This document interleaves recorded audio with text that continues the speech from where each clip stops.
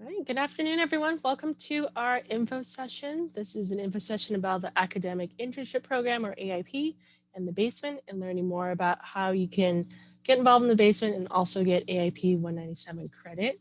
So, our guest speaker today is Daniel Carrillo from the Academic Internship Program office that's under the Teaching Learning Commons. So, without further ado, take it on and bring it on over to Daniel. Thanks, Christine. Thank you all for joining me today. So I've got a small slideshow I will share with you now, just to kind of help you keep track. And I can share this with you, Christine, if you want to send it out to the registrants as well. Not a ton of information here, but sometimes it's nice to just have something to look at to kind of go along together. So let me go. Okay, so again, thank you all for joining. What I'm going to talk to you about today is how to take your opportunities with the basement and earn academic credit for them. So we have a great opportunity here if you're already involved in basement programs or want to get involved in basement programs, for you to also earn academic credit through AIP 197. That's our upper division special studies course.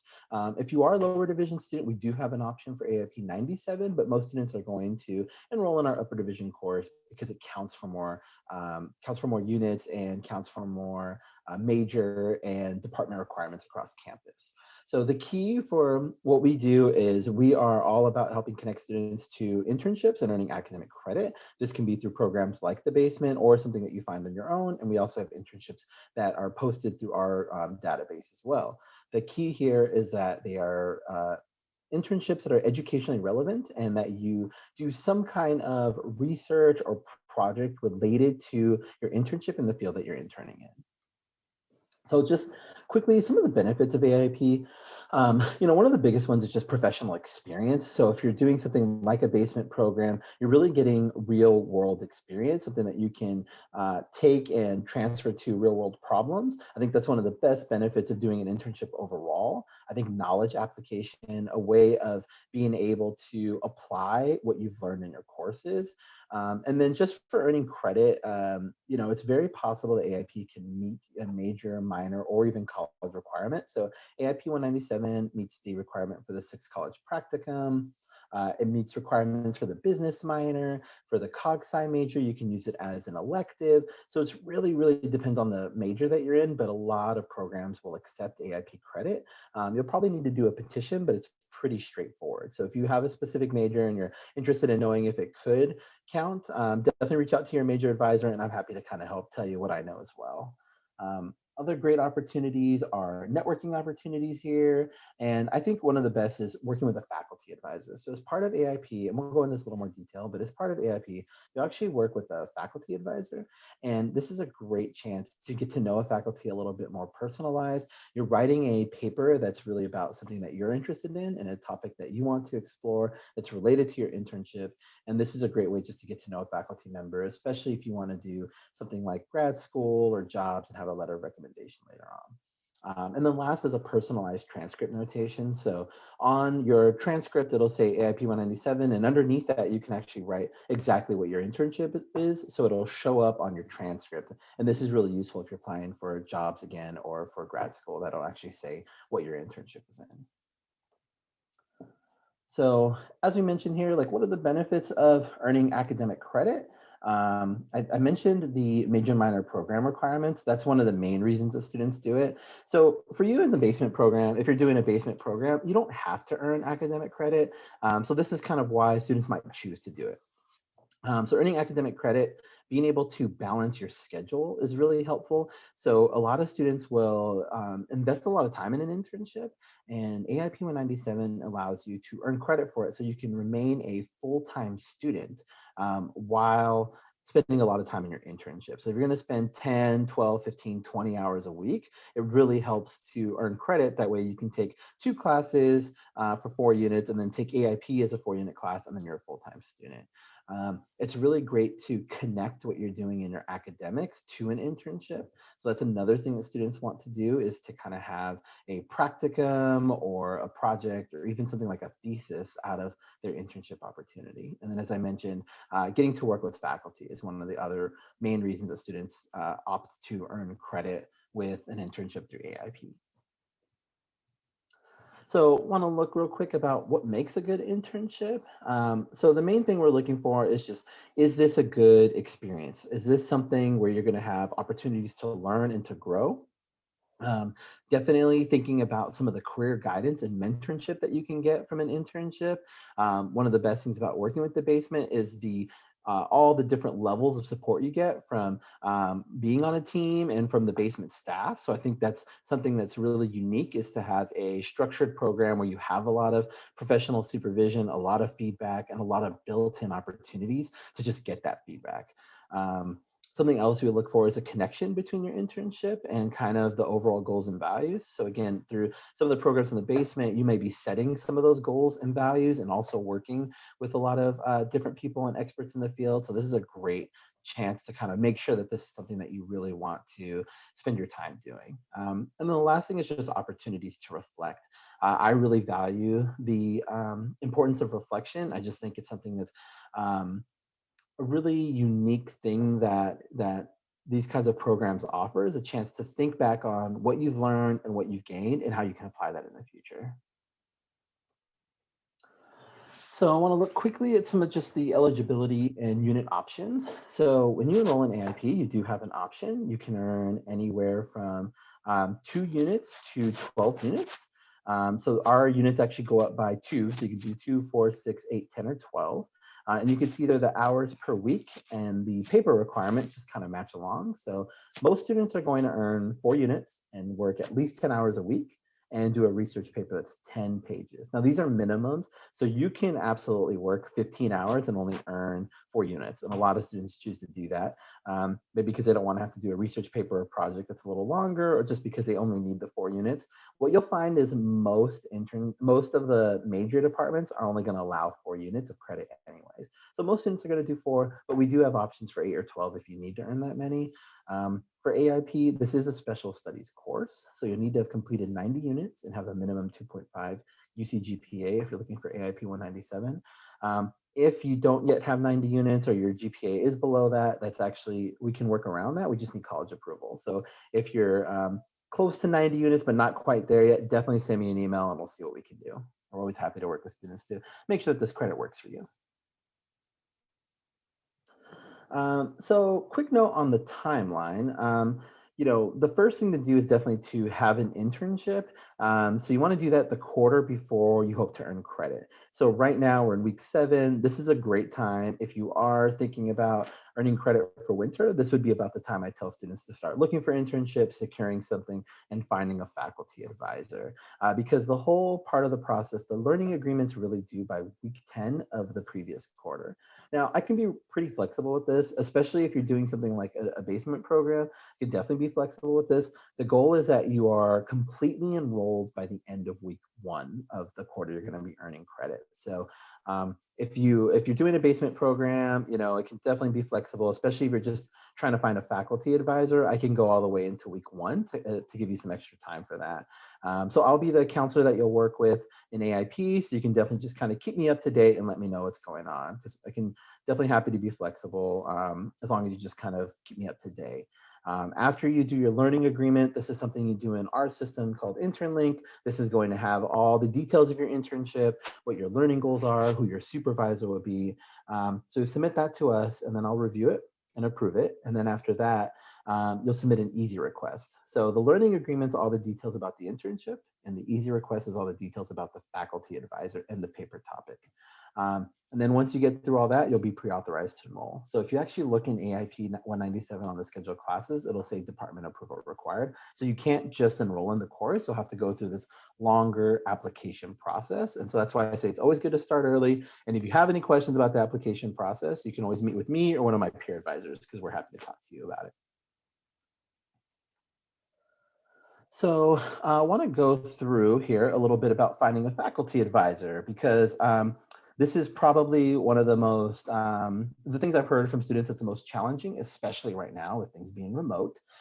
So some of the things that we recommend to finding a faculty advisor is to start with faculty whose interests, backgrounds, and expertise are relevant to some aspect of the internship or topic, right? So I always say start with the faculty you've taken courses with. If you've already taken a course with them or you will take a course with them that quarter, that's a great place to start, especially if they have some expertise in what you want to write your project on or it's related to what you're doing. That's definitely the best place to start. Some notes, they do need to hold a current UCSD teaching appointment. So for example, TAs and staff cannot serve as faculty advisors. And they'll need to be, so faculty are eligible depending on their title. If the faculty member's title is a lecturer, they'll actually need to go through a separate approval process with their union and department. That can take 2 to 3 weeks. So as I mentioned before, like we can be really flexible, but it definitely helps if you have a faculty member who doesn't need to go through this approval process. So when you're looking at faculty, I recommend going to the department page if you're major or just if you know exactly what you're looking for and checking out kind of what their research areas are, what courses they teach, and also what their title is. So anybody with professor in their title is fine. Assistant professor, associate professor, full professor, it doesn't matter. They're all eligible and they don't need to go through a separate approval process. Same thing with if they're a teaching professor, so that works. The only ones where you really have to make sure is if they're lecturer, they might need a separate approval process. And I just bring this up because we get this a lot, particularly with, for example, like Rady, a lot of the Rady faculty are lecturers, and they're probably ones that you've had and taken courses with. And some of those professors have been great and just really work a lot and serve in this role for a lot of students. It just takes an extra 2 weeks for them to get approval. So it's definitely not a barrier. I just recommend looking it up and making sure you ask early enough so that they can go through that approval process. And again, we're always happy to help. If you're having some trouble finding faculty advisors, definitely talk to us. And then, some of your basement advisors may also be able to help and know some faculty who might be interested. So there's definitely support out there, but I think this can be one of the most challenging things. I think especially during remote work, normally I would recommend going to office hours. So you'll have to try to find a way to join like remote office hours. Emails might be a little bit tougher just because they're getting so many emails. So I think being a little bit more diligent and starting early definitely helps in terms of finding a faculty advisor right now. So that's pretty much the quick overview of what we do here in AIP. As I mentioned, we are here to support you throughout this process. We have 5 peer advisors that can meet with you. I'll work with all the basement students. We also have other counselors by major. So you can contact us through our email here, AIP info. You can contact us on the back. We're also there. So whatever is easiest for you. Definitely, we have Zoom drop-in hours. We can set up appointments, whatever you need and kind of however much support you need. We're happy to do that for you to help you enroll and earn credit for your basement experience.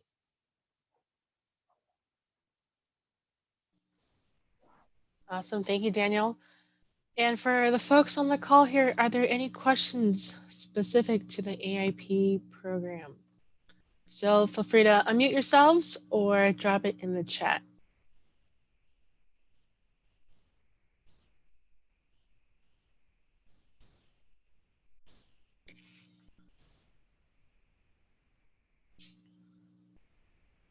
All right. So in the meanwhile, I'm going to share my screen.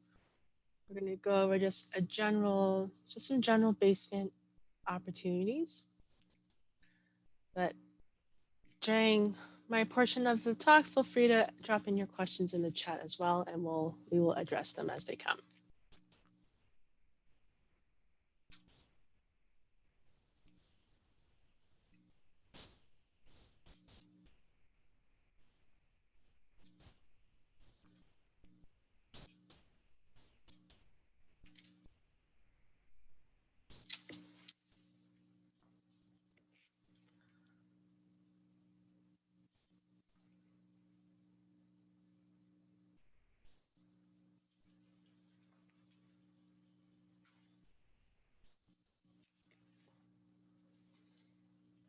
All right. So this is just a quick basement overview. So since most of you here on the call are not currently part of basement teams, just want to go over some opportunities that we provide in the upcoming quarter. So the basement programs, we have a wide range of programs, but our main one is our annual Startup Incubator Program, also known as the Blackstone Launchpad. So Blackstone Launchpad does offer 3 different program tracks depending on your level of development. So we have our Idea Lab, which are for folks who don't necessarily have an idea yet. Our Incubator is an intermediate track, and our Accelerator track are for our more advanced teams. And then we also have our Latinx Leadership Program, which is a pilot program we started in the fall. This program is for folks who identify as Latinx. And there are specific groups that we're targeting for this program. This opportunity is leadership focused, so it's an opportunity for students to learn about themselves, how to work with others, and also have real life experience through practicum projects and a summer internship program. We also have a new program for winter quarter called the Innovation Sprints. The Innovation Sprints are an opportunity for students to work on real life problems, problem sets that are curated by civic agencies. So we're still in the process of finalizing those innovation sprints, but we will have more information in the upcoming weeks. So this is another great opportunity if you are interested in just working on a real life problem, but you don't necessarily have a problem set you're working on yourself. This is a great way to get involved. So this is just a really general overview of the basement programs we have for winter, but if you are interested in applying for a winter program, I highly encourage you to attend our upcoming info session. We have an info session on Monday, November 23rd from 11 a.m. to 12 p.m. where we'll be going over all the specific programs that the basement offers.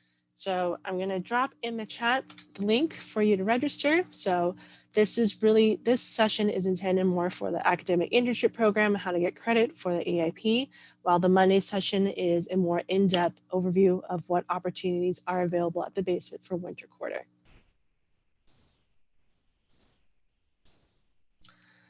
So if you haven't already followed us on social media, our handle is UCSD Basement. So our main ones that we use are Facebook and Instagram, with LinkedIn and Twitter as the following platforms that we use. And we also have a newsletter you can subscribe to. So you can click on the bit.ly or you can copy the bit.ly. So it's bit.ly, the basement news. So you can subscribe to our weekly newsletter. All our applications for winter quarter will be available on our website next week. Our URL is thebasement.ucsd.edu. If you have any questions that you need to or you would like to reach out to, you can feel free to email us at thebasement@ucsd.edu. So that's a really cut and dry, very brief overview of the basement. So at this time, I'm just open it up to any questions that you all may have regarding the basement or also any questions about AIP.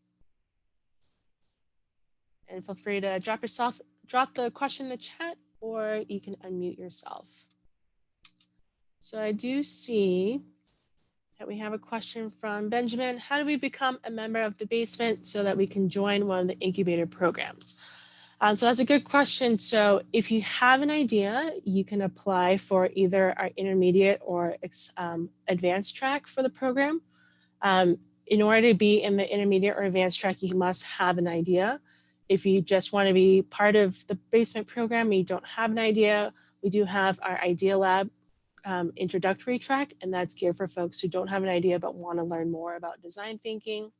Another option is if you don't have an idea but would like to join an existing basement startup.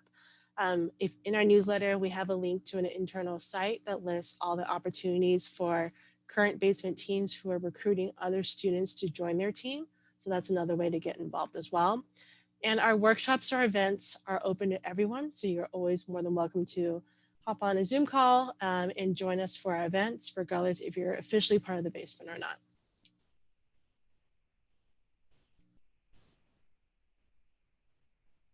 Any other questions?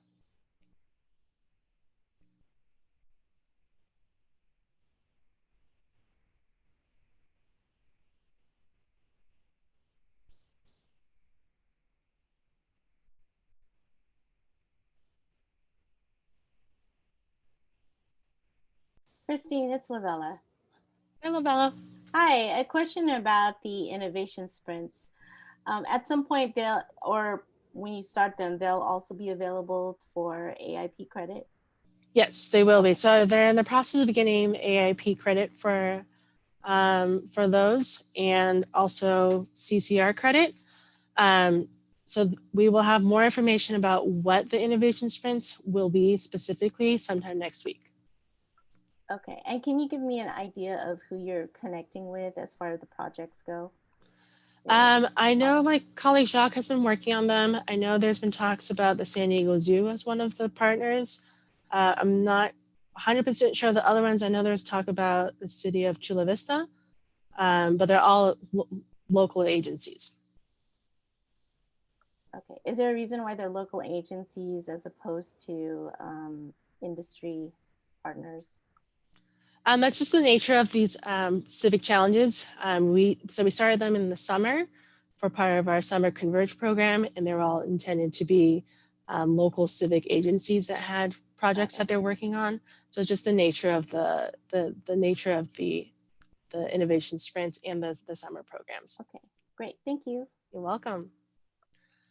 So I have another question from Mandeep, who asked, the general basement app opens next week. Yes, that is our goal, to have it open next week.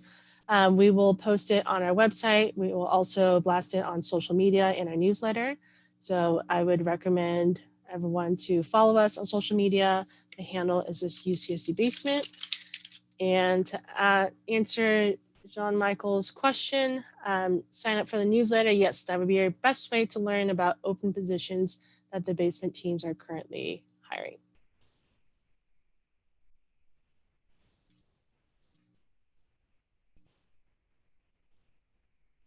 Any other questions?